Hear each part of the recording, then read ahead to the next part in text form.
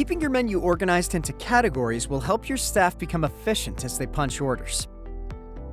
In this video, we'll show you how to transfer a menu item from one category to another.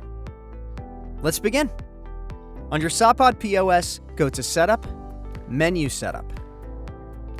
Search for the item you wish to transfer to a new category. Let's use garden salad for this example. Click the Edit button to open the menu item details. Under Item Category, select the new category for this menu item from the drop-down list. For this video, let's transfer garden salad to its new category, Appetizers. Click Update. Don't forget to click Refresh POS and Online Menu to reflect the changes.